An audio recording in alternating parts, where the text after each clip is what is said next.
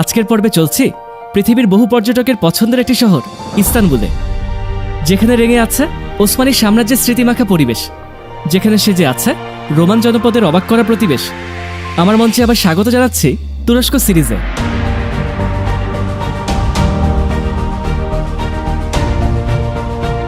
মাটির তলায় ছড়ানো জনপদ, আকাশে ভাষা বেলুন রথে পথ।